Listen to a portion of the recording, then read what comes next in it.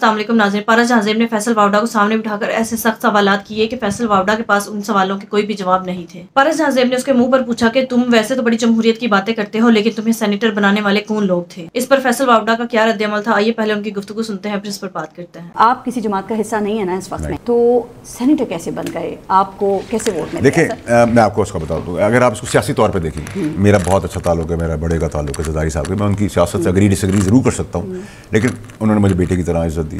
तो ये भी अल्लाह का कमाल है कि मैं वो सियासत सीख गया। उन एतबार में मुझसे गलती हुई, उन्होंने शॉट खेला और उनके लोगों ने मिलकर मेरी सीट ली थी जी, तो मैंने उन्हीं से वापस अपनी सीट ले ली। क्या बात है। एमकेएम कैसे राजी हुई? एमकेएम के साथ भी ये सियासत है, अगर उनको लगा कि मेरे अंदर कोई स्पार्क है, ठीक है, उनको लगा। एमकेएम कैसे राजी हुई? क्या खबरें एमकेएम में बड़ी लड़ाई झगड़ा हुआ इस बात पे, फिर कोई एक सख्त मैसेज आया और उसके बाद उन्होंने वोट दे दिया। देखिए मेरी बात, जिस मुल्क में ज़मीर बिकता हो उस मुल्क में ये बहुत छोटी सी बात आप कर रही है, ये सब बहुत छोटी चीज़ है। अच्छा, आप दिल पे हाथ रख के कह सकते हैं, आपको लगता है कि पाकिस्तान पीपल्स पार्टी और एमकेएम ने आपको दिल से वोट दिया है, अपनी खुशी से वोट दिया है? देखिए, कुछ को मैं पसंद हूँ और कुछ की मैं मजबूरी हूँ पसंद करना। वो मजबूरी कैसे बनी? बस मुझे देखिए, आप क्यों चाहती हैं कि मुझे क्यों चाहती है कि हर कोई मुझे बुरा भला कहे? अगर मुझे इज्जत और एहतराम और प्यार दे रहे हैं तो मैं डबल देने की कोशिश कर रहा हूँ। कैसे मिल रहा है वही तो पूछ रही हूँ ना, कैसे आप मजबूरी बन गए एमकेएम? कई दफ़ा जो कुछ नहीं होते वो सब कुछ होते हैं। तो कई जगह पे आप मनसब में बैठने बिठाने वालों के लिए आपने भी छोटा सा कोई किरदार अदा किया हो तो अल्लाह से पूछेंगे अल्लाह ने वो मनसब क्यों दिया है। अच्छा, तो वो जो छोटा सा किरदार अदा करते हैं उसका भी फल मिल जाता है, इसका मतलब? देखिए, मैं तो उसका बड़ा क्लैरिटी से बताता हूँ कि फल उगना और लगने के बाद पका के तोड़ना भी कमाल होता है। तो कभी कभार आप फल बना लेते हैं, उग भी जाता है, तोड़ना भूल जाते हैं, तो मैं टाइमली तोड़ लेता हूँ। एमकेएम की लीडरशिप जो अभी इस वक्त हैं, मुस्तफ़ा कमाल हैं, खालिद मकबूल सिद्दीकी हैं, फारूक सत्तार हैं, इनसे कैसा ताल्लुक है? माइनस फारूक सत्तार, मेरा ताल्लुक सबसे बिल्कुल ठीक है। और मुझे किसी भी पार्टी ने वोट देते हुए नहीं कहा कि ये कर देना और वो कर देना और हमारे लिए अच्छी बात करना बुरी बात करना। तो कंडीशन पे थोड़ी वोट लिया, मैंने अनकंडीशनल वोट लिया। राइट, उनकी मेहरबानी है, मैं उनका शुक्रगुजार हूँ। उन्हीं की सिर्फ मेहरबानी है, सिर्फ उन्हीं के शुक्रगुजार। मेहरबानी तो अल्लाह मियाँ की है, अल्लाह मैंने उस जगह पे बिठाया है, अल्लाह दिलों में डालता है लोगों के। ऐसा ही सियासतदान हो या सिपाही हो, तो वो शायर ने क्या खूब उसको मोटिवेट करने के लिए कहा है कि गिरते हैं शहसवार ही मैदान जंग में।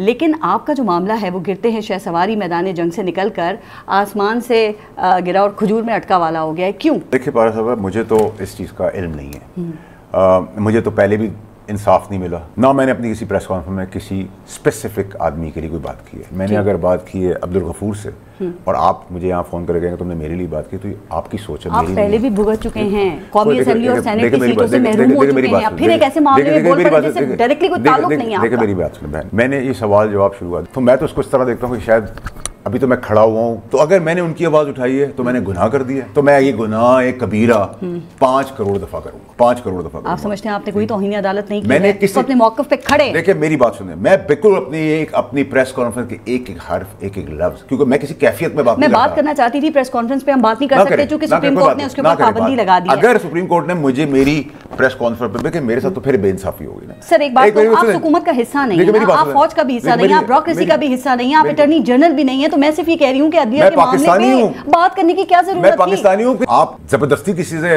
इज्जत नहीं करवा सकते। फिलहाल तो नोटिस मिल गया, अब आपको 5 जून को। कोई बात नहीं, क्या ज्यादा बेहतर नहीं था कि पार्लियामेंट के फ्लोर पे आप ये बात कर रही हैं? बात चीफ जस्टिस साहब ने भी की है, अच्छी की है उन्होंने, मैं उनकी बात को सराखों पे लेता हूं, लेकिन 365 दिन मेरा इजलास सेशन में नहीं चलता। अगर जनवरी में मेरा कोई मसला है तो मार्च में मेरा अगर सेशन है तो इंतजार कर लेते। एक मिनट मेरी बहन, तो मुझे क्या कोई पाबंदी है कि मैं प्रेस क्लब नहीं जा सकता? मुझ पे पाबंदी है, मैं गार्डन में नहीं बैठ सकता, मैं कॉफी नहीं पी सकता आपके घर में? मैं आजाद हूं भाई। मेरे ऊपर प्रॉक्सी का इल्जाम लगा है, वो भी नहीं चलेगा, तो इंसाफ बराबर होता है। वो मुझे प्रॉक्सी बनाए, इंडियन अखबारों की हेडलाइंस हूं मैं, ठीक है, बैनुल अक़वामी अखबारों में हेडलाइंस हूं, ठीक है। मेरे बाप दादा की इज्जत आपने मलिया मेड कर दी, सबूत देना पड़ेगा। लेकिन चीफ जस्टिस तो कह रहे हैं कि पार्लियामेंट के फ्लोर पे भी आप जज के कंडक्ट के ऊपर बात नहीं कर सकते। उसका क्या मतलब है आपको? चीफ जस्टिस साहब ने ये बात की है। कंडक्ट से क्या मतलब है? मतलब जो कुछ वो कर रहे हैं, जो भी उनका कंडक्ट है, तो मुझे तो फिर आपकी बात से ये तासुर मिला कि मुझे जान के रोका जा रहा है। तो मैं तो अभी भी कह रहा हूँ, अगर पाकिस्तान का दुनिया भर में मेरी को पकड़ी उछालेगा, किसी भी मनसब से उछालेगा, मैं डबल उछालूंगा।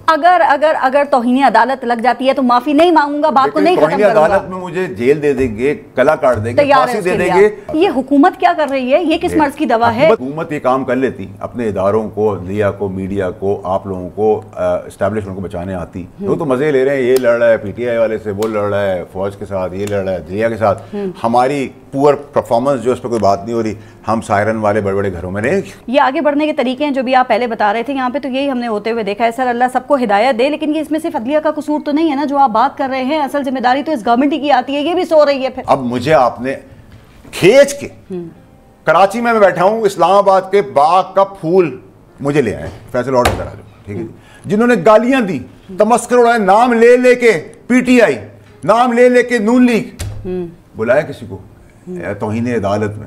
इस वक्त जो एक बर्निंग इशू पाकिस्तान में है वो 9 मई का है। 9 मई को जो आग लगी थी ना वाडा साहब, वो अभी तक बुझी नहीं, और आप उस वक्त पाकिस्तान तहरीक इंसाफ का हिस्सा नहीं थे। क्या ख्याल है वाकई उस वक्त में इमरान खान ने ही डायरेक्शंस दी थी इस सब के लिए? जिस मुल्क में आप इस हद तक गिर चुके हो कि शहीद को नहीं आप संभाल सकते, मैं आपके शो पे आज कह रहा हूं जुडिशियल कमीशन बना दें, ये हल नहीं है फिर, क्योंकि आप तो कह रहे हैं ना कि अभी नहीं कर सकते। इस मुल्क में सिर्फ ये कमीशन चलता है और इस कमीशन के पीछे सब चल रही है, माफिया है। मेरा सवाल नहीं रह गया, पूरी डायरेक्शंस आपके ख्याल में इमरान खान ने ही दी थी 9 मई के? ये तो जो 9 मई के कारिंदे हैं, आपको क्या लगता है? देखिए कोई भी चीज जो है ना, देखिए मैं तो अभी बोलूंगा तो मुझे तो डर नहीं ट्रोल्स का। कहते हैं कि खान साहब उस वक्त जेल में थे, वो कैसे डायरेक्शंस दे सकते हैं? जिन्होंने व्हाट्सएप पे डायरेक्शंस दी और ली हैं, और उनके जो राइट हैंड लेफ्ट हैंड थे, उन्होंने सब दिखा दिया, बता दिया, अपने गुनाह भी बता दिए। क्या पहले से हुई थी? देखिए यहाँ इस प्लानिंग के अंदर खास भी है, इसकी प्लानिंग ऐसी तो नहीं है। वो खास कौन थे? जनरल फैज थे, कब उनको ये सब हो गया, इदारों को पता नहीं चल सका। आगे बढ़ते हैं, खान साहब के एस्टेब्लिशमेंट के साथ अभी कोई राब्ते वगैरह हैं? कोई नहीं है, ना होंगे, पक्की खबर? 500%। आगे हो भी नहीं। अभी जो पिछले दिनों उनको कुछ रिलीफ मिला था, तो ये वैसे ही मिल गया या कोई बातचीत का आगाज हुआ या कोई ऐसा सिलसिला चला था? हर काम ट्रोल्स करेंगे, मुझे गालियां देगा 500 में, इसीलिए रिलीफ मिल रहा है। मुझे नहीं पता किस लिए मिल रहा है, लेकिन मैं तो अभी तक जो देख रहा हूँ चीज़ें वो इसी तरह देखा। जो इस वक्त मुल्क में सेटअप है, आपको लगता है मियां साहब इससे मुतमईन हैं? क्योंकि कल बड़े मैंने कहा ना, गिले शिकवे उन्होंने की और कौम से भी शिकवा किया है उन्होंने। देखिए जहाँ तक इमरान खान की चलती हुई हुकूमत, खान साहब की, जरदारी साहब, भुट्टो साहब, नवाज शरीफ साहब, इनका जुल्म बर्बरियत तो हुई है। फैसल बावड़ा बर्बरियत तो जुल्म तो हुआ है, ठीक है, पटरी पर चलने ही नहीं देते।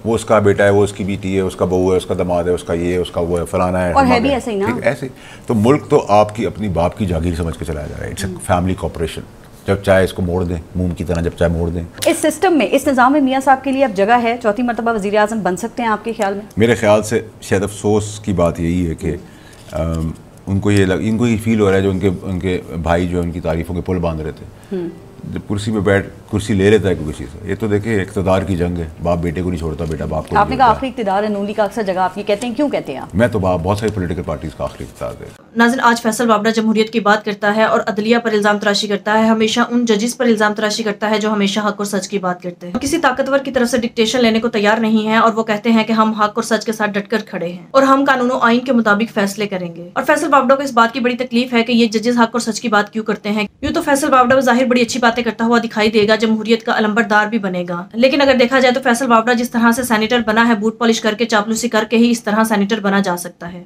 नून लीग और पीपल्स पार्टी जिनके खिलाफ ये खुद बयान दिया करता था, और ये पार्टीज भी फैसल वावड़ा के खिलाफ बयान देती थी, लेकिन आज इनके ही वोट पर ये कैसे सेनेट में आकर बैठा है। नज़र इस बात का आप खुद अंदाजा लगा सकते हैं कि नून लीग, पीपल्स पार्टी और MQM जिनके लिए अवाम के मैंडेट पर इतना बड़ा डाका डाला गया, यही वजह है कि मैंडेट चोरी करने के बदले फैसल वावड़ा को सेनेटर बनाने के लिए उन्होंने इन्हें राजी किया। क्योंकि नाज़रीन जाहिर सी बात है, जब इन पार्टीज के लिए पाकिस्तान के मैंडेट पर, अवाम के मैंडेट पर इस कदर बड़ा डाका डाला गया है, तो फिर 2-4 सेनेटर तो ये आराम से बना सकते हैं। नाज़रीन, इस वक्त फैसल वावड़ा, मोहसिन नकवी और अनवारुल हक काकड़, इस तमाम लोगों का जमहूरियत से कोई ताल्लुक नहीं है। ये तमाम गैर जमहूरी लोग हैं और गैर जमहूरी कुव्वतों के बलबूते पर आज ये ईवानों में घुस बैठे हैं। नाज़रीन, इस बात का आप अंदाजा लगाएं कि जब पारस जहांजेब ने फैसल वावड़ा से सवाल किया कि आप सेनेटर किस तरह बने, तो फैसल वावड़ा आए बाएं शाएं करते रह गए, उनके पास इस सवाल का कोई भी जवाब नहीं था। नाज़रीन, इस बात से आप अंदाजा लगा सकते हैं कि ये घुसपैठिए हैं, ये मुहिब वतन बने फिरते हैं, जमहूरियत के ठेकेदार बनते हैं, लेकिन पाकिस्तान का असल नुकसान करने वाले भी यही लोग हैं। नाज़रीन, आपके इस बारे में क्या राय है, कमेंट में जरूर बताइएगा। अगली वीडियो में मिलते हैं, तब तक के लिए अल्लाह।